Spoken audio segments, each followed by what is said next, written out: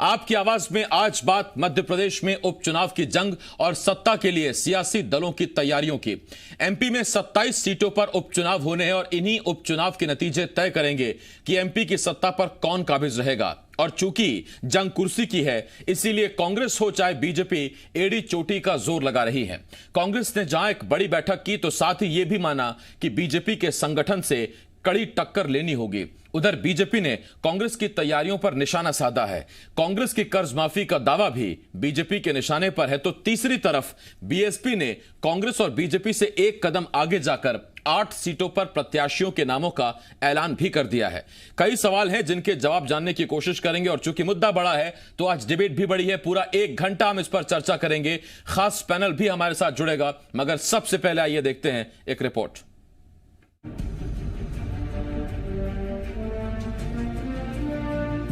सितंबर का महीना आते आते एमपी में उपचुनाव की सरगर्मियां बढ़ती जा रही हैं। खोई सत्ता वापस पाने के लिए कांग्रेस इस बार एड़ी चोटी का जोर लगा रही है। 27 सीटों पर होने वाले उपचुनाव के लिए कांग्रेस हर तरह से कमर कस लेना चाहती है। इसीलिए सभी 27 सीटों के चुनाव प्रभारियों और वरिष्ठ नेताओं की बैठक हुई। बैठक में हर सीट पर विस्तार से चर्चा हुई, तो साथ ही हर सीट पर 3-3 नामों का पैनल तैयार करने की भी तैयारी कर ली गई है। खास बात यह है कि इस बार कांग्रेस के निशाने पर बीजेपी का संगठन है। बीजेपी के संगठन की जमीनी पकड़ का अंदाजा कांग्रेस को भी है। यही वजह है कि कांग्रेस भी अपने संगठन की मजबूती पर जोर दे रही है। ये तो कांग्रेस की रणनीति का सिर्फ एक ही हिस्सा है। इसके अलावा कांग्रेस 26 लाख किसानों की कर्ज माफी के दावे के साथ जनता के बीच जाएगी। यानी कांग्रेस मुद्दों पर जंग की तैयारी कर रही है। तो दूसरी तरफ पूर्व सीएम कमलनाथ ने बीजेपी को निशाने पर ले लिया। ये है पेन ड्राइव जिसमें हर किसान का नाम है, उसका गांव है, बैंक का है, कितना कर्जा माफ हुआ। मैं तो कहता हूँ 4 सीटें बीजेपी बता दें जो जीतने वाली हैं। आप खुद जाके सर्वे कर लेना वहाँ। यानी कमलनाथ पेन ड्राइव के जरिए बताना चाहते हैं कि उनके पास सभी 26 लाख किसानों की पूरी डिटेल है जिनका कर्जा माफ हुआ। उधर बीजेपी कमलनाथ और कांग्रेस पर हमलावर है। कर्ज माफी से लेकर कांग्रेस के सदस्यता अभियान को बीजेपी ने निशाने पर लिया है। 8 प्रमुख बैंकों की वह राशि का यूटीआर नंबर आप दे दीजिए जिस पर आपने दस्तखत करके उनको मूलधन वापस किया है। ये सिर्फ बैठकों और सोशल मीडिया तक कांग्रेस सीमित है। मैदानी स्तर पर कहीं पर भी कांग्रेस नहीं है। एमपी में 27 सीटों पर होने वाली जंग ही तय करेगी कि एमपी की सत्ता पर कौन काबिज रहेगा। बीजेपी कुर्सी बचा पाएगी या कमलनाथ को एक बार फिर राजभवन में शपथ लेने का मौका मिलेगा। मगर सवाल यह है, क्या कर्ज माफी का दावा कांग्रेस को जीत दिलाएगा? सवाल ये, 27 सीटों पर कांग्रेस क्या उतने ही दमदार और मजबूत प्रत्याशी खड़े कर पाएगी? सवाल ये है, क्या कांग्रेस संगठन भी जमीन पर बीजेपी के संगठन को मात दे पाएगा? विवेक पटैया के साथ हरीश दिवेकर, जी मीडिया, भोपाल। और इस वक्त 3 खास मेहमान हमारे साथ जुड़ रहे हैं। हमारे साथ बीजेपी की तरफ से डॉक्टर हितेश वाजपेयी साहब, इसके साथ साथ कांग्रेस की तरफ से विधायक कुणाल चौधरी साहब और एसोसिएट एडिटर जी मध्य प्रदेश छत्तीसगढ़ हरीश दिवेकर जी हमारे साथ जुड़ रहे हैं। मैं आप तीनों का बहुत बहुत स्वागत करता हूं। सबसे पहला सवाल कुणाल चौधरी साहब, यानी कांग्रेस ने यह मान लिया है कि बीजेपी का संगठन मजबूत है और टक्कर बीजेपी से नहीं बल्कि बीजेपी के संगठन से है। देखिए, उसमें सच्चाई है कि हर चीज का अपना आकलन करना चाहिए और हमेशा कभी भी दुश्मन को कमजोर आंक के तैयारी नहीं करना चाहिए। और कांग्रेस पार्टी इस मूड में है कि 27 से 27 सीटें जीतनी है, क्योंकि जिस प्रकार से सर्वे आ रहे हैं, जिस प्रकार से जनता के वो आ रहे हैं, और कहीं ना कहीं जब लोगों के बीच में जाते हैं तो जो आप देखते हैं कि जनता का जनादेश कांग्रेस पार्टी को दिया था। एक खरीदे हुए जनादेश की बिगर पैर की सरकार भारतीय जनता पार्टी चला रही है, लोकतंत्र को कलंकित करके। और जनता ने वो दौर देखा 15 महीने का, जिसमें 100 रुपए 100 यूनिट बिजली के दिए, जो कहीं ना कहीं किसानों का कर्ज माफ हुआ, जो कहीं ना कहीं किसानों के लिए उसका जो मोटरों का बिल कम हुआ, बेटियों की शादी के 51,000 रुपए मिले। तो अलग अलग व्यवस्थाओं से, चाहे पेंशन 300 से 600 होने का काम, तो एक 15 महीने की जो सरकार देखी तो जनता कह रही है चुनी हुई सरकार को आपने खरीद फरोख्त के माध्यम से जो गिराने का काम किया, जनता उसका जवाब देगी। फिर भी हम लोग अपनी तैयारी हमेशा दुश्मन को कभी भी कमजोर आके नहीं। और ये कमलनाथ जी हमारे मुख्यमंत्री रहे और उनका बड़ा अनुभव इस हिंदुस्तान की राजनीति का, सबसे अनुभवी नेता हिंदुस्तान की राजनीति के।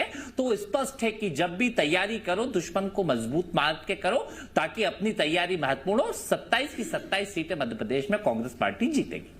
संगठन को ज्यादा तैयार करने और संगठन को और मजबूत बनाने के लिए कुछ एक ऐसे कदम उठाए गए। बीजेपी जिन पर कहती है कि नकल की जा रही है, पन्ना प्रभारी, बूथ मजबूत, ये सब वही कॉन्सेप्ट हैं जो बीजेपी कहती है ये तो हमारी हैं, आप चीटिंग कर रहे हैं।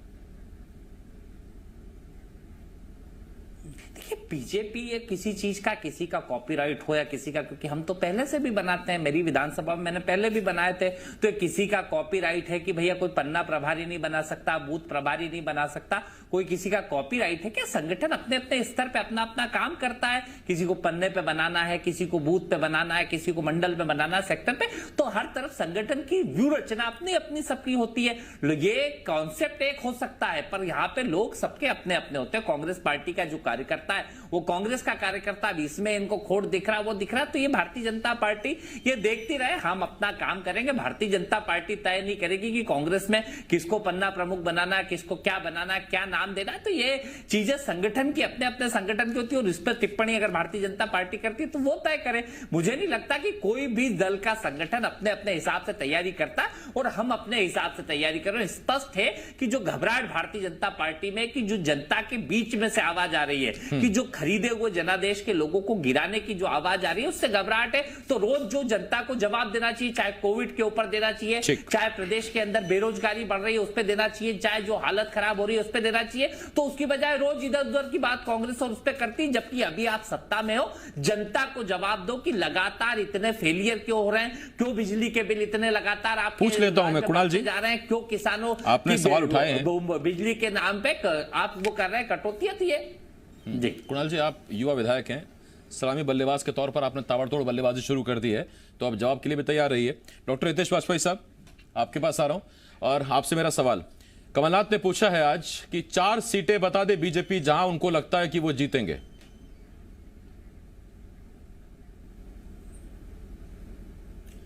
देखिए आसिफ जी, पहले तो मैं कुछ बातें जो रखी गई इलेक्टोरल इश्यूज की वो बता देता हूं। 15 महीने कमलनाथ जी ने सरकार चलाई, एक भी छात्र को लैपटॉप, स्कूटी, छात्रवृत्ति नहीं दी गई, 0। 15 महीने इन्होंने सरकार चलाई। मूलधन के रूप में 1 करोड़ रुपए भी इन्होंने बैंकों को किसान कर्ज माफी का नहीं दिया। फिर रिपीट कर रहा हूं, मूलधन के रूप में 1 करोड़ रुपए भी किसी भी बैंक को जो किसानों का कर्ज दे रहे थे उनको किसी को भी उन्होंने नहीं दिया। ब्याज का पैसा कुछ बैंकों का पहले 500 करोड़ और फिर 3000 करोड़ के आसपास इन्होंने 3 या 5000 करोड़ रुपए उनको दिया गया, जिसके विरुद्ध इन्होंने वो प्रमाण पत्र छपवा है जो प्रदेश में बटे। तो ये अपने आप में बहुत बड़ा स्कैंडल है जो सामने आएगा। तीसरी बात, आपके चैनल पे ही मैंने खबर देखी, सोयाबीन की फसल थी, उसमें आपने पीले पीले देखा होगा पत्ते पड़ गए हैं। कुणाल भाई भी किसान हैं, बहुत अच्छी बात है, मेरी बात को समझेंगे। जब ये बीज खरीदा गया तो ये नकली बीज खरीदे गए और इसके ऊपर ये जो व्हाइट रस्ट डिसीज होती है, आपको पता हर बीज के साथ में उसका पूरा पैकेज आता है कि भाई इसमें कौन कौन से प्रकोप हो सकते हैं और फिर उसको रोकने का जो इंतजाम है वो सरकारों को करना होता है। तो बड़े बड़े वैज्ञानिक जो इनके रहे हैं वो सब साथ में वहाँ सर्वे पर आज जा रहे हैं और वो हतप्रद हैं ये जानकर कि जब ये मध्य प्रदेश में कमलनाथ जी बीज खरीद रहे थे, जब बीज उनके राज्य में आ रहे थे तो इसकी कोई तैयारी नहीं थी। और आज उसका आप नतीजा देख रहे हैं कि पूरे सांवेर आसपास, इंदौर और पूरे मंदसौर रतलाम में सोयाबीन के किसान बेचारे परेशान हैं। तो ये ऐसी परेशानियां दे देकर गए हैं और पूछते हैं कि क्या कर रहे हैं, तो मेरी तो समझ में नहीं आया। अब उसके बाद आ जाइए कन्यादान, 51,000 51,000 51,000, एक भी महिला नहीं है, क्योंकि इन्होंने एक भी जिले को, यहाँ तक कि छिंदवाड़ा तक जिले को, कन्यादान पर भी बात करेंगे, आप जिन मुद्दों पर कहेंगे उस पर बात करेंगे। 1 घंटे का वक्त है अपने पास अभी। मैं तो आपसे सीधा सवाल ये पूछा था कि कमलनाथ ने पूछा है कि 4 सीटें बता दे बीजेपी जिन पर वो जीत रही है, 27 में से 4 ही तो बतानी है सर, जिन पर तैयारी पूरी हो नाम ले दीजिए।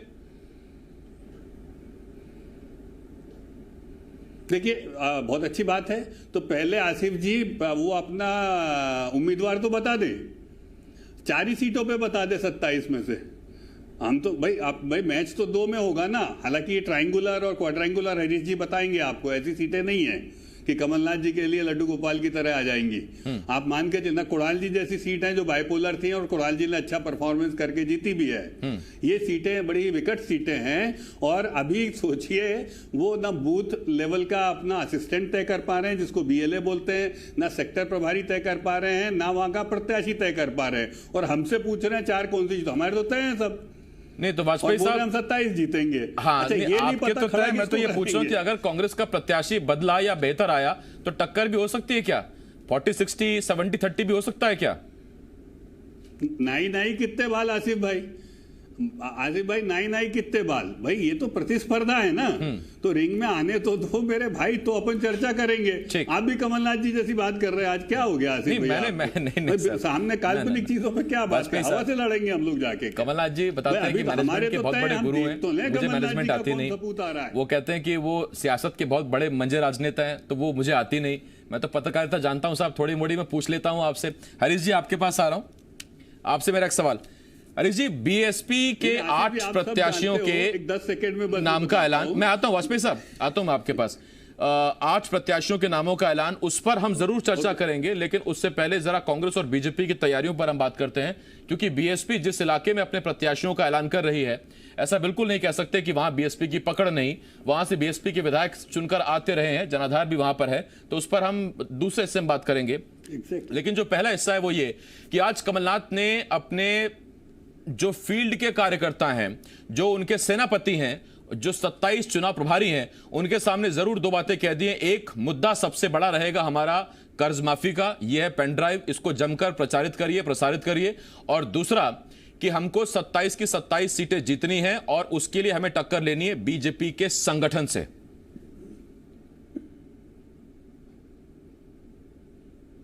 बिल्कुल आसिफ सही कहा। और जिस समय कमलनाथ की बैठक चल रही थी पूर्व मुख्यमंत्री कमलनाथ के बंगले पे, किस्मत से हम वहां मौजूद थे और हम वहां का जायजा लेने गए थे। तब वहां एक बात नहीं हरीश जी, उसे किस्मत नहीं, उसे मुस्तैदी कहते हैं। साफ तौर पे कार्यकर्ता को हिदायत दी कि हाँ जी बिल्कुल मुस्तैदी कहे, बिल्कुल पिन पॉइंट पर हम वहां पर थे। बिल्कुल आप सही कह रहे हैं, मुस्तैदी मेरा शब्द बिल्कुल आपने सुधारा, धन्यवाद। हमारी मुस्तैदी थी और वहां पहुंचे और उस पिन पॉइंट पर जब बात हुई, कमलनाथ जी बोल रहे थे कार्यकर्ताओं से कि अगर भाजपा का संगठन इतना मजबूत है, हमारी लड़ाई भाजपा नहीं भाजपा संगठन से, ये वही संगठन है जिसने मुलायम सिंह और मायावती को घर बिठा दिया है, तो आप बिल्कुल सचेत हो जाइए, तैनात हो जाइए। कहीं से भी किसी भी तरह से हिलावाली करेंगे तो पूरी तैयारी हमें धरी रहेगी। और काफी नाराजगी भी व्यक्त की कि जिन प्रभारियों को जिम्मेदारी दी गई थी उन्होंने अभी तक क्षेत्रवार रिपोर्ट भी प्रॉपर तरीके से सबमिट नहीं की है। तो जिस तरह सुस्त गति से काम चल रहा है उस पर नाराजगी व्यक्त की। दूसरी बात, जब हमारी इस मामले में ऑफ द रिकॉर्ड कमलनाथ जी से बात हुई तो वो बहुत ही आत्मविश्वास से भरे हुए दिखे और उन्होंने जिस तरह से 2018 के चुनाव पैटर्न पर लड़ा था उसी तरह पे जब हमने पूछा कि भाजपा मैदान में उतर चुकी है और आप यहाँ बैठे हैं, बंद कमरों की मीटिंग चल रही है, इससे क्या होगा, तो उनका जो जवाब था बड़ा ही रोचक था। उन्होंने कहा कि आपको लगता है 4 माह से मैं क्या घास खोद रहा हूँ यहाँ बैठ के। उन्होंने कहा मैं यहाँ, उन्होंने वाकई जो दस्तावेज दिखाए हम यहाँ बता नहीं सकते, उन्होंने कहा मैं एक पोलिंग बूथ पे नजर रखा हुआ हूँ और जो उन्होंने दिखाए वो चौंकाने वाले थे। जिस तरह के एक पोलिंग बूथ की जानकारी उनके पास थी जो हमें पलट के दिखाए और जिस तरह तैयारी की, ये तैयारी हमने 2018 के विधानसभा चुनाव पहले देखी। तब कांग्रेस संगठन नाम मात्र का था, खत्म हो चुका था। 13 साल 14 साल की विपक्ष में कांग्रेस टूटी बिखरी हुई थी, तब कमलनाथ कमान संभाली थी। आज कांग्रेस 15 महीने की सरकार के बाद सत्ता में है, कमलनाथ मजबूत स्थिति में है, तो कहीं ना कहीं आज वहां से शुरुआत करें तो मजबूत स्थिति देखते हैं। हालांकि भाजपा के मुकाबले में, संगठन के मुकाबले में कमलनाथ खुद ही मान रहे हैं और अपनी सेना के सामने मान रहे हैं कि भाजपा से नहीं, हमारी संगठन से लड़ाई है। तो उन्हें अपना संगठन तैयार करने की कर रहे हैं, लेकिन समय नहीं है कि संगठन तैयार हो पाए, मैदान में उतरना होगा। लेकिन कमलनाथ जी का अपना अनुभव है, वो मैनेजमेंट के गुरु हैं, जो जिस तरह से बड़े राजनेता हैं और उनका एक अपना सोच है, वो अपनी तैयारी कर रहे हैं। लेकिन हम जिस तरह से देखने की प्रयास कर रहे थे, हम जो ढूंढने गए थे कि आखिर कांग्रेस कर क्या रही है, क्योंकि जिस तरह से 3 दिन की मेगा शो ग्वालियर चंबल में हुआ भाजपा का और कांग्रेस का लगातार, उसका जवाब कैसे दिया जाएगा, उसका क्या जवाब तैयार हो रहा है। मैं हरीश जी लौट रहा हूं आपके पास, कुणाल भाई आपके पास आ रहा हूं। और बिल्कुल जी बिल्कुल बोलिए हरीश सर, कुछ बोलना चाहते हैं, बोलिए आप। हाँ, मैं बिल्कुल बोलना चाहता था कि एक उसमें 3 दिन में एक बात चौंकाने वाली दिखी कि सिंधिया परिवार का पहली बार काले झंडे से विरोध दिखा। सिंधिया परिवार का आज तक के इतिहास में कभी विरोध नहीं हुआ, चाहे भाजपा में रहो चाहे कांग्रेस में। पहली बार एकजुट में, तब लगा कि कहीं कुछ कांग्रेस करेगी, लेकिन चौथे दिन कांग्रेस ने जो पत्रकार वार्ता जो किया, फुस पटाखा बोलना, मतलब वो दिखला, मतलब इतना आपस में लड़ाई हो दिख रहा, तो ऐसा लगा कि इतनी कांग्रेस की जो 3 दिन की दम दिख रही नहीं। और ग्वालियर की जो रैली थी उसके बारे में भी दावे बड़े किए जा रहे थे, लेकिन उस ग्वालियर में कार्यकर्ता सम्मेलन में हुआ क्या, और तस्वीर हमारे पास भी है। वाजपेयी साहब, लौट रहा हूं मैं आपके पास। अभी कुणाल जी आपसे सियासी एक्सपीरियंस में थोड़े कम है, उनको मैं पिच देता हूं खेलने के लिए, आप भी उस पर समर्थन जरूर करेंगे। मैं लौट रहा हूं आपके पास, वाजपेयी साहब लौटूंगा आपके पास जरूर। कुणाल जी आपके पास आ रहा हूं। कुणाल जी, मेरा आपसे एक सवाल, ग्वालियर चंबल से एक बहुत बड़ा नेता ज्योतिरादित्य सिंधिया के तौर पर आपने खोया, उसके बाद जोश तो है पार्टी में, कुणाल चौधरी जैसे और भी कई कार्यकर्ता, युवा कार्यकर्ता पूरे जोश के साथ हैं, लेकिन जब पार्टी को जोश और होश दोनों चाहिए तो होश वाले एक बड़े नेता नाराज हो गए हैं। आज डॉक्टर गोविंद सिंह से हमने एक सवाल पूछा, हमने कहा कि बीजेपी कह रही कि आप नाराज इसलिए हैं क्योंकि आपको नेता प्रतिपक्ष नहीं बनाया गया, तो उन्होंने जी मध्य प्रदेश छत्तीसगढ़ के मंच पर कहा गया कि मैं लायक नहीं होऊंगा तो पार्टी ने नहीं बनाया। तो ये तेवर जो दिख रहे हैं, ये तेवर चिंता जता रहे हैं कि जिस इलाके में चुनाव, उस इलाके का एक बड़ा नाम चुनाव से ऐन पहले नाराज है। देखिए, पहली बात तो मैं वाजपेयी जी की 2 बात का जवाब देना चाहूंगा। इन्होंने कहा शादी के 1 भी पैसे नहीं मिले। मैंने प्रेस कॉन्फ्रेंस करी थी और उसके ऊपर दस्तावेजों के साथ करी थी कि 130 करोड़ रुपए से ज्यादा सम्मेलनों के डल चुके थे। और मैं जी मीडिया से भी आग्रह करूंगा, मैं 1 मिनट में आग्रह करूंगा, मेरे यहाँ 4 सम्मेलन हुए शादी के, 3 सम्मेलन के पैसे मेरे यहाँ एक के पहुंच चुके हैं, एक आखिरी के नहीं पहुंचे। हरीश जी के बाद दस्तावेज की स्टोरी है मेरा आग्रह। मैं इस पर हरीश जी से पूछ लूंगा। 1 मिनट हितेश जी, उनको बोलने दीजिए। 1 मिनट मैं पूछता हूं हरीश जी से। 1 मिनट सुना, वाजपेयी जी सुनना करा करो, आदत डालो। झूठ बोल रहे सर, मैं खुद बड़ा जवाबदारी के साथ, और अगर ये चैलेंज है उन 3 सम्मेलन में से अगर एक के भी पैसे बचे हो तो मैं जी न्यूज के ऊपर बता रहा हूं कि सारे के सारे 4 में से 3 सम्मेलन के पूरे पैसे आ चुके हैं। मैं जी न्यूज को बड़ी विनम्रता के साथ आग्रह कर रहा हूं कि आपके उनको भेजो, स्पीकर को भेजो, जी न्यूज चले। हाँ, मैं बता देता हूं, काला पीपल में प्रोग्राम हुआ, जिलेवार बताए थे। अरे तो अब आप एक भी नहीं हुए ना, आप मैं तो बताऊं, तो सही वाजपेयी। मैं यहाँ छोटे से ब्रेक के लिए रुक रहा हूँ वाजपेयी साहब, उसके बाद मैं आपके पास आऊंगा। कुणाल जी 1 मिनट ब्रेक के बाद वाजपेयी जी से सवाल, एक छोटा सा ब्रेक, बहुत जल्द लौट रहे हैं। 1 मिनट कुणाल जी, 1 मिनट, बस एक बहुत छोटा सा ब्रेक है। चर्चा चल रही है उपचुनाव की जंग पर, जंग के लिए तैयारियों पर, और तैयारी में क्या रणनीति है उस पर। अभी बसपा का एक एंगल बाकी है। बीएसपी ने अपने 8 प्रत्याशियों के नामों का ऐलान कर दिया, उस पर भी हम बात करेंगे कि बीएसपी के प्रत्याशी कितनी टक्कर देंगे कांग्रेस को, कितनी टक्कर देंगे बीजेपी को। लोग कहते हैं कि कांग्रेस को नुकसान होगा, लेकिन क्या वाकई ऐसा है? बीजेपी क्या पूरी तरह से संतुष्ट है कि उसको बीएसपी से कोई नुकसान नहीं होने वाला, या कहीं ऐसा तो नहीं कि बीएसपी ने ही 2018 में ऐसा खेल बिगाड़ा कि बीजेपी चंद सीटों से सरकार बनाने से रह गई थी? छोटा सा ब्रेक, जल्द लौट रहे हैं। ब्रेक के बाद हाजिर हैं। उपचुनाव की जंग चल रही है, जंग के लिए तैयारियां की जा रही हैं, तैयारियों में रणनीति बन रही है, उसी पर हम चर्चा कर रहे हैं। हमारे साथ 2 खास मेहमान जुड़े हुए हैं। बीजेपी की तरफ से डॉक्टर हितेश वाजपेयी साहब, कांग्रेस की तरफ से कुणाल चौधरी जी, और एसोसिएट एडिटर जी मध्य प्रदेश छत्तीसगढ़ हरीश देवेकर जी हमारे साथ जुड़े हुए हैं। एक बार फिर आप सभी का बहुत स्वागत करता हूं। ब्रेक पर जाने से पहले वाजपेयी साहब, मैंने कहा था मैं लौटूंगा आपके पास आ रहा हूं, और आपसे मेरा एक सीधा सवाल, वो लोग जिन्होंने 2 साल पहले कांग्रेस के झंडे तले वोट मांगा था, आज आपने भी कहा कि हमारे तो तय है, पहले से कहा आपने, और जाहिर बात है कि संभावित भी वही है और उन्हीं को टिकट मिलने वाला, हर बड़ा नेता यह बात कह चुका है। अब 2 साल बाद वो लोग आपके लिए वोट मांगेंगे उसी जनता से।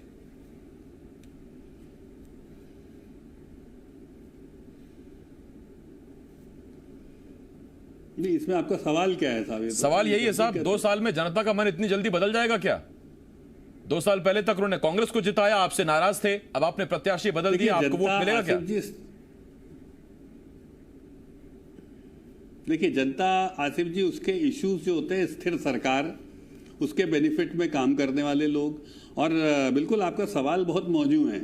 यदि कमलनाथ जी ने 15 महीने कुछ किया होता तो यस, हमारे लिए डिफिकल्ट होता, मैं मानता हूं, आपसे इस बात को स्वीकार करता हूं, लेकिन हुआ उल्टा ना। जैसे मैंने आपको बताया किस प्रकार की चीज हुई, और मैं तो फिर खुले तौर पे कह रहा हूं कि भाई इनका सबसे बड़ा वादा क्या था? किसानों की कर्ज माफी 10 दिन में कर देंगे। और मैं आज फिर आपसे कह रहा हूं कि 1 करोड़ रुपए भी इन्होंने मूलधन किसानों का जो उन बैंकों ने उनको दिया था, उन बैंकों को आज तक नहीं दिया है मूलधन। कोई जवाब नहीं आएगा, मुझे मालूम है, क्योंकि देखिए क्या होता है, ये घुमावदार चीजें हैं। और देखिए नेता के घुमाव में एक बार आदमी आएगा, 2 बार आएगा, लेकिन सब बार बार नहीं आता। और यदि विपक्ष इस बात को रखेगा, बताएगा और इसके सबूत रहेंगे तो कोई हमारी बात क्यों नहीं मानेगा। अब दूसरी बात पे आ जाओ भाई, जननी सुरक्षा योजना के आप पैसे नहीं दे पाए, मैंने आपको बताया कन्यादान के नहीं दे पाए, आपने बोला बेरोजगारों को 4,000 देंगे, आप उस बोलते नहीं था वो तो 5 साल में हम सोचेंगे, हम 5 साल की सरकार हैं। तो देखिए कौन सा निर्णय आप लेंगे, चलिए 15 महीने में आप बताइए, केवल प्रमाण पत्र बांटे आपने इसको ले लेंगे या बड़ी बड़ी बातें कर लेंगे, या कमलनाथ जी के शब्दों में हम समझें कि मुंह चलाने से थोड़ी ना सरकार चलती साहब। अब वो उन्हीं पे आ गया मुहावरा पलट के कि साहब खाली उससे थोड़ा ना चलता। डिलीवरेबल क्या है आसिफ भाई, अभी मैं और डिलीवरेबल कुणाल जी आऊंगा इस पर। कुणाल जी 1 मिनट, कुणाल जी 1 मिनट, नहीं सुनो तो, नहीं कुणाल जी आता हूँ, सुने कुणाल जी मैं सुन रहा हूँ, मैं आता हूँ आपके पास। भाषण नहीं, सुनने की डिलीवरेबल होना कल चाहिए। थोड़ी चुनाव है भी तो वक्त ऐसा सुनी तो सही। और सबसे महत्वपूर्ण चीज जो आपने कही हरीश भाई ने, जिसको अप्रिशिएट किया, अब मैं उस पर आता हूं। सब कागज पे आप सब कर लो, हर बूथ की जानकारी हमसे मांग लो, हम दे देंगे। कमलनाथ जी कहाँ इतनी मेहनत कर रहे हैं, कहाँ कितने वोटर हैं, हम तो उनके ही बता देंगे उनके कितने हैं, पन्ने पर बता देंगे कौन से घर उनके कितने हैं, सब करके रखते हैं। लेकिन मेरा मूल प्रश्न क्या था भाई, इन 27 जगहों पर ज्योतिरादित्य सिंधिया जी गए तो उनके फॉलोअर्स के रूप में ये MLAs गए, अभी 12-15 और हैं वो जाने वाले हैं, उनको अभी छोड़ दीजिए। उनके फॉलोअर्स जो थे, जो सेक्टर प्रभारी थे, बूथ प्रभारी थे, वो 200-250-500 कार्यकर्ता चिन्हित दायित्ववान आ गए। आप बात करिएगा, मैं आपको जगह बता दूंगा सारी, ये आ गए हैं भाजपा में। तो अब भाई उन जो रचना आप देखकर आ रहे हैं, लाइब्रेरी आप देखकर आ रहे हैं, उसमें पढ़ने वाले बच्चे ही गायब है ना। नहीं, मैं वाजपेयी साहब जब मांग रहे थे हरीश कुणाल जी से, वाजपेयी साहब बताइए, वाजपेयी साहब जब मैं कुणाल जी से डॉक्टर गोविंद सिंह का सवाल पूछता हूं, तो सही वो जो बाहर बताई वो तो सुन लो। उसी वक्त में मैं आपसे ये भी सवाल पूछता हूं कि इसी ग्वालियर चंबल संभाग में, 10 सेकंड में जो बाहर बताई, एक लाइन में बताता हूं आपको, वो ये है कि जब वहां टिकट मांग रहे थे वाजपेयी साहब, आपसे सवाल ये है मेरा शांति कि से, जब मैं कुणाल जी से डॉक्टर गोविंद सिंह का सवाल पूछता हूं तो मैं आपसे पूछता हूं कि ग्वालियर चंबल में आपके पास ज्योतिरादित्य सिंधिया हो, आपके पास VD शर्मा हो, आपके नरोत्तम मिश्रा हो, नरेंद्र सिंह तोमर हो, लेकिन जयभान पवैया भी वहां एक नाम है। और आजकल वो कभी कहते हैं कि सांप की 2 जीभ होती हैं, एक इधर जीभ होती है, मेरे सिद्धांत जो है मैं उस पर टिका रहूंगा। तो उनको क्या अलग छोड़ के आगे बढ़ेंगे क्या? फिर कैसे होगा सबका साथ सबका विकास? देखिए आसिफ जी, आपने जितनी बातें कही ये सब पॉलिटिकल पोजीशनिंग है, और आपको क्या लगता है कि हम इन चीजों पे ध्यान नहीं दे रहे? क्यों नहीं दे रहे, जरूर दे रहे। आप सोचिए, कमलनाथ जी की चलती सरकार यदि गिर जाती है तो ये पॉलिटिकल इवेंट है, पॉलिटिकल इवेंट नहीं है क्या भाई? वो यदि अपने संगठन को नहीं रख पाए और उसको मिसमैनेज कर पाए, जैसा आपने बोला, तभी तो भाई वो लोग चले गए। नहीं तो कोई सोच सकता था कि सिंधिया जी चले जाएंगे कहीं, कोई सोच सकता है कि सचिन पायलट कहीं चले जाएंगे। कितनी देर है, अभी आके चुपचाप बैठे हैं थोड़े दिन के लिए, तो फिर सब सॉफ्ट हो गए। अभी जैसे ही बाहर जाएंगे, कपिल सिब्बल को नहीं छोड़ रहे लोग, आप सोचिए मनीष तिवारी को नहीं छोड़ रहे। कल को कुणाल भैया बहुत अच्छे आदमी, आपको बता दूं मैं, हमारी नजर है सब जगह, तो ऐसा थोड़ी ना है कि अच्छे लोगों पे नजर नहीं रहती। तो 4 से उधर से आएंगे, तो हम सोचेंगे इस पे। और आपने जो कहा है ये पॉलिटिकल लाइव टीवी डिबेट में इतने साफ शब्दों में इतना खुला ऑफर किसी युवा नेता को, करियर जब उनका शुरू हो रहा है, पहली बार के विधायक बने हैं, ये हितेश वाजपेयी साहब ही दे सकते हैं, जो थिंक टैंक के सदस्य हैं बीजेपी के, एक मोहरे पर नजर रखते हैं। मैं कुणाल भाई आपके पास आ रहा हूं, मैं बिल्कुल नहीं पूछने वाला, आपका आपस का मसला है, मैं नहीं पूछने वाला कि आप जाने वाले हो कि नहीं जाने वाले हो। जिस दिन जाने वाले हो उस दिन बता देना, ब्रेकिंग चला देंगे हम। लेकिन मेरा आपसे सवाल ये, बीजेपी कह रही कि 75,000 कार्यकर्ता तो हम ग्वालियर चंबल से उठा लाए, अब आपके पास बचे कहां इतने कि आप उसमें पन्ना प्रभारी बनाओ, आप उसमें बूथ प्रभारी बनाओ? नहीं, पहली बात 1 सेकंड सुन लेना। हाँ। बीजेपी में कभी नहीं जा सकता। कांग्रेस पार्टी ने जो नेता युवा बनाती है वो कांग्रेस ही बनाती है। क्या कभी भी जा सकता हूं? लोग बिके हुए लोगों के ऊपर जो खरीद लिए इनने, अगर हमसे नाराज होके गए थे तो वहां कुणाल भाई मजाक करते हैं। कुणाल जी आप चिंता मत करिए, आपकी मेरी उम्र करीब करीब बराबर है। कुणाल जी आपके बराबर ही चलूंगा, ऊपर वाले का अगर रहम रहा। हाँ, तो फिर देखेंगे ना आगे सियासत की गारंटी कौन लेता है कुणाल भाई? इतने बढ़िया, अरे मेरी बात तो सुनो, इतने बढ़िया झूठ वाजपेयी अरे आप छोड़ दो, अपन बाहर सेटल करेंगे। इनको मंत्री बना देते हैं भाई अपन बाहर सेटल करेंगे। सर वो आप आपस में देख लेना कुणाल जी। खेती करते हैं। अरे कुणाल भाई, आप अरे भैया मेरे गांव में मेरे घर में, अरे सुनो मैं बता दूं निधि। अरे मैं सुन रहा हूँ आपकी बात, मैं तो डिबेट के सवाल पे आ रहा हूँ साहब। मैं तो ये कह रहा हूँ कि बीजेपी, कुणाल भाई ठीक है आप नहीं जा रहे, मैं कह रहा हूँ नहीं जा रहे आप, ठीक सियासत में गारंटी नहीं आप नहीं जा रहे। अरे कह दिया साहब, लेकिन मैं तो आपसे ये पूछ रहा हूँ कुणाल भाई मैं तो आपसे पूछ रहा हूँ, बीजेपी कह रही कि 75-76 हजार कार्यकर्ता लाए हम, पदाधिकारी लाए हैं कांग्रेस के बीजेपी में। इतने तो लोग नहीं बचे कि वहां आप हर पन्ने पे प्रभारी बना सको, बूथ प्रभारी बना सको। जो नेता 76,000 कार्यकर्ता ले आया, वो लहारा कितने लाख से, 1.5-2 लाख से तो खुद आ रहा है। तो आप ग्वालियर में बैठक क्यों नहीं कर पा रहे? तो सही बात नहीं आप ग्वालियर बैठक, वाजपेयी साहब सुन तो लीजिए एक मिनट। वाजपेयी साहब अब आपको पार्टी में लाना है तो सुन तो लीजिए सर। मैंने आपकी सुनी, थोड़ा सुनना भी सीखो। मैं तो पूछ रहा हूँ ग्वालियर बैठक क्यों नहीं कर पा रहे हैं? वाजपेयी साहब एक मिनट वाजपेयी साहब, पैसे भी उन बिकाऊ लालों को देंगे, मंत्री भी उन्हें बनाएंगे। आपके लिए कोई जगह नहीं। कितना झूठ बोल रहा आप शिवराज, आपको भी कहाँ बनाया, इतनी मेहनत करिए आप। मेरे तो निपट गए कमलनाथ। ठीक इसमें अब जरा बीएसपी की एंट्री कराते हैं। कुणाल जी मैं लौट रहा हूँ आपके पास। कुणाल जी एक मिनट, लिस्ट हमने पहले ही कहा। अरे कुणाल जी एक मिनट रुकिए ना, मैंने भी पहले कहा था कि हम बीएसपी पर चर्चा करेंगे जरूर, इसका एक एंगल जरूर रखेंगे। कुणाल जी मैं लौट रहा हूँ आपके पास। हरीश जी मैं सीधा आपके पास आ रहा हूँ। हरीश जी इत्तेफाक ये है कि जिस ग्वालियर चंबल की सबसे ज्यादा सीटें उपचुनाव में जंग दांव पर लगी हुई हैं, जिन सीटों पर 16 सीटों पर जहां उपचुनाव होना है, उसी इलाके में पूरे मध्य प्रदेश के तमाम संभागों में से एक ये मात्र संभाग है जिसमें बसपा का सबसे ज्यादा वर्चस्व है बसपा के लिहाज से।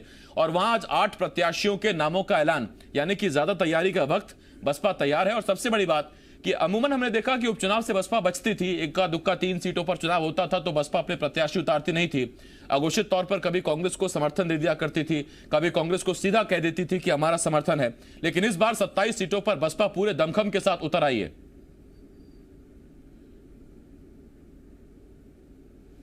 बिल्कुल, जिन 8 सीटों पर उतारा, आरक्षित सीटें हैं सारी मुरैना और भिंड और करेला शिवपुरी। ये एक बड़ा झटका कांग्रेस को कह सकते हैं, क्योंकि इस बार के समीकरण बदले हुए हैं। बसपा अपने नए तेवर के साथ उतर रही है। और दूसरी बात, पिछली बार के जो 18 विधानसभा के चुनाव थे 2018 के, तब बसपा कांग्रेस का एक पैक्ट था कहीं ना कहीं अंदरूनी, कि वो दोनों दल गैर भाजपाई थे और गैर भाजपाई साथ लड़ रहे थे। लेकिन इस बार बसपा कांग्रेस के बिल्कुल विरोध में दिख रही है, चाहे राजस्थान हो चाहे मध्य प्रदेश हो। राजस्थान में आप देख ही रहे, कोर्ट तक का मामला जा रहा है। तो ऐसे में बसपा बड़े मुखर होके मैदान में है। हालांकि कांग्रेस ने फूल सिंह बरैया का एक चेहरा सामने लाके कहीं ना कहीं बसपा के अंदर सेन लगाने का प्रयास किया है। मतलब कहेंगे तो बसपा में सेन लगाएंगे, बरैया का काफी प्रभाव माना जाता है। पर लेकिन जो भी वोट कटेगा वो कांग्रेस का कटेगा। दलित आंदोलन का फायदा कांग्रेस को मिला था 2018 के विधानसभा चुनाव में, और यही थी भाजपा का सुपड़ा साफ हुआ था ग्वालियर चंबल में। लेकिन अब ये अगर बसपा मैदान पूरी ताकत से उतरी तो भाजपा की बल्ले बल्ले है। भाजपा भी चाह रही है और हवा भी दे रही है भाजपा कि बसपा पूरी ताकत से उतरे, क्योंकि जो वोट कटना है, अधिकांश वोट वही कटना है जो भाजपा को नहीं मिलना था, तो यानी कांग्रेस का कटना है, ऐसा माना जा रहा है। और ऐसा फील्ड का जो हमें इनपुट आ रहा है उसको देखते हुए तो सीधा नुकसान कांग्रेस को दिख रहा है इसमें।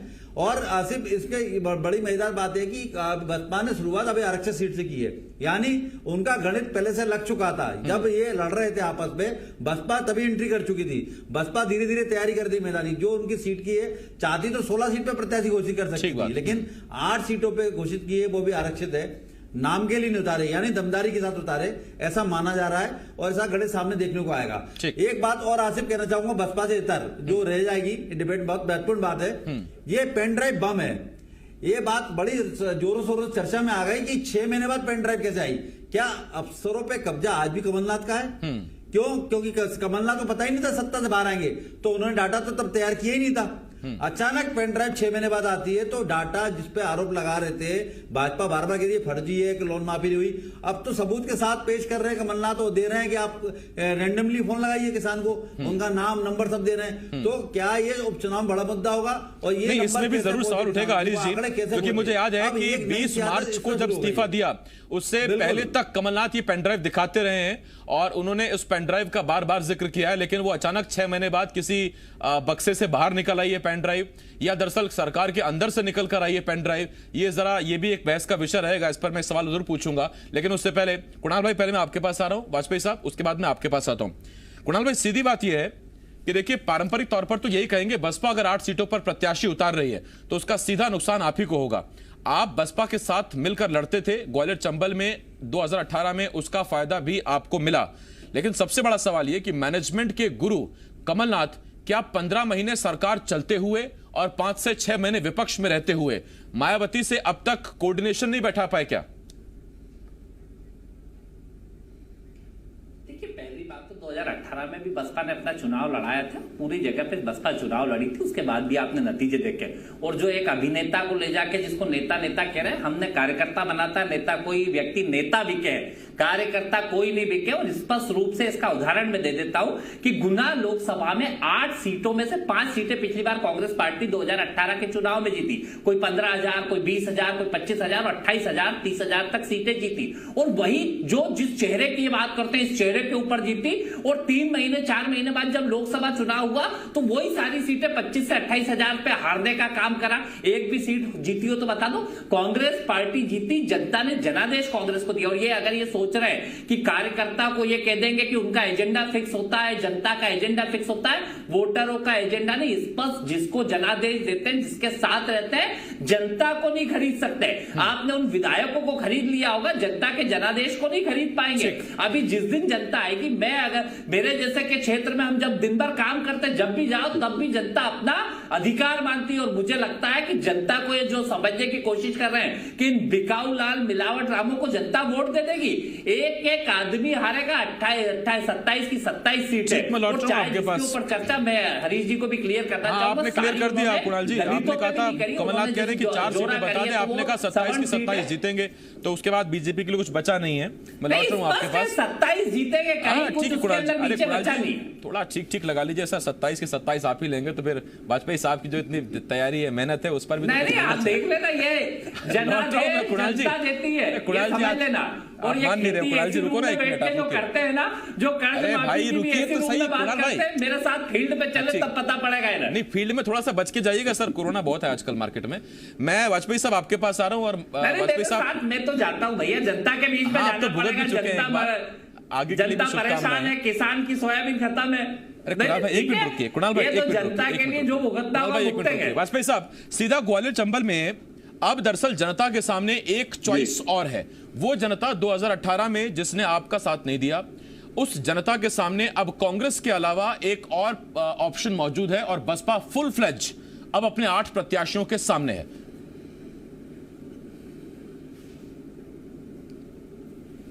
देखिए मुझे लगता है आसिफ जी, डेमोक्रेसी में सभी को अपने प्रत्याशी उतारना चाहिए। और मैं आपकी उस बात से भी सहमत हूं कि चुनाव हवा में नहीं होते हैं। तो मुझे पूरा विश्वास है कि जो कांग्रेस पार्टी कार्यकर्ताओं की, जैसे मैंने बताया, कार्यकर्ता मतलब BLA, सेक्टर प्रभारी और प्रत्याशी, ये 3 लोगों की बैठक जिस दिन कर देगी उस दिन अपन 4, 14 और 13 की बात करेंगे। क्योंकि अभी तो ये तीनों की बैठक नहीं हो पाई है, तीनों तय नहीं है इनके। और स्वाभाविक है कि इसमें समय लगेगा, नो डाउट। जिनको एक खूब गाली दे दे, पानी पी पी के, ये देखिए पानी मेरे पास भी रखा है, लेकिन इस पानी पीने के बाद हमारी स्थिति तो ऐसी है, इनकी थोड़ी सी खराब है क्योंकि सरकार हमारी बनी है। तो जिनको ये पानी पी पी के गाली दे रहे हैं, ज्योतिरादित्य सिंधिया जी, ये सर फोड़ लें। 50 साल 70 साल भाई उस अंचल के वो निर्बाध रूप से कांग्रेस के नेता रहे, इसको कैसे नकार दोगे भाई? इसको आप ठीक है, आज वो चले गए तो आप उनको इस प्रकार की भाषा का प्रयोग कर रहे हो, लेकिन कैंपेन कमेटी का अध्यक्ष, हरीश जी इस बार आप मेरी तरफ देखना, कैंपेन कमेटी का अध्यक्ष आपने पिछले चुनाव में भी बनाया था और इसमें भी बनाया था, आप नहीं बनाया था। तो तब आपको नहीं पता था कि ये क्या है क्या नहीं है। तो मुझे ऐसा लगता है कि अब ऐसा थोड़ी ना है कि अब वो हमारी तरफ हमारे साथ आ गए हैं तो उनका मूल स्वभाव बदल गया होगा। तो स्वाभाविक है वो जिस तेजी के साथ आगे बढ़ रहे हैं। और साहब युवा जोश तो युवा जोश रहेगा, आप कितने ही बाल काले कर लो भाई, ओरिजिनल काले बाल तो अलग दिखेंगे ना साहब। और आप देख ही रहो कि किस प्रकार से वो सबके संपर्क में है, वो भी काम कर रहे हैं, सब जगह आ रहे हैं जा रहे हैं। और अभी आपने जो कल परसों की बात कही, हरीश जी ने बहुत इंपॉर्टेंट बात कही है कि भाई आप ग्वालियर में आखिरी दम पर आप सोचिए कमलनाथ और दिग्विजय सिंह दोनों नहीं गए और आप वहां पे सोच रहे हैं कि आप ग्वालियर चंबल अंचल का नेतृत्व मतलब गोविंद सिंह, केपी सिंह, इन सब के ऊपर आप एनपी प्रजापति को बिठा दोगे, सज्जन वर्मा को बिठा दोगे। वो तो अच्छा हुआ कुणाल जी के फोटो नहीं दिखे मुझे, नहीं तो जगह थी उसमें, ऐसा नहीं थी पर मुझे ऐसा दिख रहा था कि ये जबरदस्ती के नेता वहां पर भेजे गए, सब नाराज हो गए और यही हालत थी कि आपने खुद स्टोरी चलाई है कि गोविंद सिंह कैसे चले गए। इत्तेफाक की बात है, मुझे दिखे भी नहीं कहां है कहां नहीं है। तो वहां पर एक नो मैंस लैंड क्रिएट हो गया है कांग्रेस को लेकर। कांग्रेस भी यही कह रही कि सिंधिया को आके वहां पहले से जमे जमाए नेताओं के ऊपर बैठा दिया, कैसे चलेगा? मैं इस पर आपसे एक सवाल जरूर लूंगा वाजपेयी साहब, लेकिन कुणाल जी आपसे पूछ रहा हूं, ये जो स्माइली वाला जो फेस है, ये हंसने वाला, ये आपको नहीं मिला है क्या? हरीश जी ने आपको नहीं दिया क्या? नहीं, मुझे इनका उल्टा लगा। देखिए कोई भेदभाव नहीं है, इनका उल्टा कोई भेदभाव नहीं, मैं यही कहना चाहता था। और रही बात ये पॉलिटिकल स्थिति बताने के लिए नहीं है स्माइली, ये तो इसलिए है कि जी मध्य प्रदेश छत्तीसगढ़ के आप मंच पर बैठे हैं, मुस्कुराइए, आप जी मध्य प्रदेश छत्तीसगढ़ पर बैठे हैं, ये तो इसलिए है कि थोड़ा स्माइली बना रहे। हरीश जी मैं आपके पास आ रहा हूं। हरीश जी मेरा आपसे एक सवाल, भाई दोनों को अवसर दिया जी न्यूज ने, एक ने दिखा दिया, एक ने उल्टा रख दिया, हम क्या करें? उन्होंने भी सीधा दिखाया, खैर इसमें वो चेहरा वाला नहीं है। हरीश जी आपसे सीधा सवाल ये कि 8 प्रत्याशी अगर बसपा के सीधा सामने मैदान में उतर आते हैं, बीजेपी को इसका स्वाभाविक फायदा मिलेगा पारंपरिक तौर पर, ये तो हम देख रहे हैं, लेकिन क्या इतना आसान वाकई बीजेपी के लिए रहने वाला है? क्योंकि कुणाल जी की एक बात ठीक है कि 18 में बसपा कोई कांग्रेस के साथ मिलकर नहीं लड़ी थी, तब भी बसपा ने अपने प्रत्याशी उतारे थे, जीतकर 2 आए थे, और इस बार भी कमोबेश वही स्थिति है। आसिफ, ग्वालियर चंबल में जो हम देख रहे हैं इसमें 3 फैक्टर महत्वपूर्ण हो रहे हैं। पहला तो चुनावी मुद्दे गायब हैं, दूसरा आरोप प्रत्यारोप पे चुनाव का पूरा अभी तक जो प्रचार चल रहा है, तीसरा जो असंतोष का पारा दोनों दलों में वो हाई है। मतलब ना आप भाजपा की बात करते हैं कांग्रेस, दोनों के अंदर असंतोष का पारा इतना ऊपर है, कब कौन फटेगा पता नहीं है और कौन किसको ले डूबेगा पता नहीं है। मतलब सिंधिया का कार्यक्रम हो रहा है, पूरी पार्टी का कार्यक्रम हो रहा है, राष्ट्रीय हाईकमान के निर्देश पे पूरे वहां पर केंद्रीय नरेंद्र सिंह तोमर दिग्गज नेता, उसी समय जयवान सिंह का ट्वीट, पवैया जी का ट्वीट, भले पोजिशनिंग को लेके हो चाहो नरोत्तम मिश्रा का कार्यक्रम से गायब रखना, पर्दे पीछे रखना, ये भाजपा की पिक्चर है।